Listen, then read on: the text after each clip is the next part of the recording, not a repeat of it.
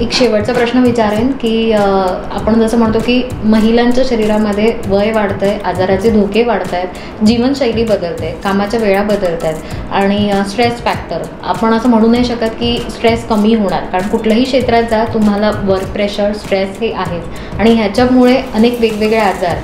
तर आपण एक दैनंदिन जीवनामध्ये काय आहारात किंवा काय आपण कसं राहिलं पाहिजे की जेणेकरून आपण ह्या सगळ्या गोष्टीपासून लांब राहू? अतिशय महत्त्वाचा प्रश्न आहे. मला असं वाटतं हा सगळ्या महिलांना हा रिलेट करेल, कारण काय झालंय की स्वयंपाक तुम्ही काहीही बनवलात ना तरी पण तुम्ही काय घेताय शरीरात हे खूप महत्त्वाचं आहे आणि त्याच्यासाठी आत्ता तुमची काय रिक्वायरमेंट आहे. जसं तुमचं रिप्रोडक्टिव्ह एज ग्रुप आहे ज्याच्यामध्ये तुम्हाला मल्टीविटॅमिन्स हे खूप महत्त्वाचे आहेत, तर फळं भाज्या यांचा समावेश नेहमी असावाच. दूध हे अतिशय नावडता पदार्थ झाला आहे, पण तरीही कॅल्शियमच्या सप्लिमेंटसाठी तो अतिशय आवश्यक आहे.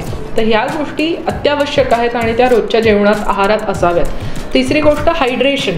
त्या मुली असो, बायका असो किंवा वृद्ध महिला असो, सगळ्यांसाठी हायड्रेशन हे अतिशय महत्त्वाचं आहे, जे आपण आत्ताच बोललो ज्याच्याबद्दल. तिसरी गोष्ट कर्ड, दही ज्याला आपण म्हणतो, तर हा असा प्रोडक्ट आहे ज्याच्यामुळे आपल्या काही प्रमाणात आपलं pH हा छान मेंटेन राहतो. सो हा खूप महत्त्वाचा पदार्थ आहे शरीरात.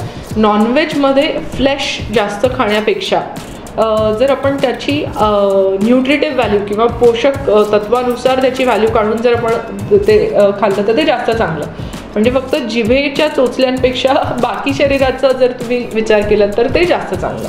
सो मला असं वाटतं व्यवस्थित खा, व्यायाम रोजचा असू द्या आणि 24 तासातले काही मिनटं किंवा अर्धा तास हा प्रत्येक महिलाने कुठल्याही एज ग्रुपची असू दे स्वतःसाठी जर ठेवला तर आपण आत्मपरीक्षण करू शकतो की मला काय करायचं आहे, मला काय हवं आहे आणि त्यासाठी मी काय करायला पाहिजे.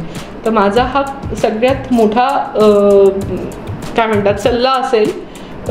तर हे जर फॉलो केलं तर मला नाही वाटत महिला आजारी आहेत असं आपल्याला जास्त दिसायला मिळेल.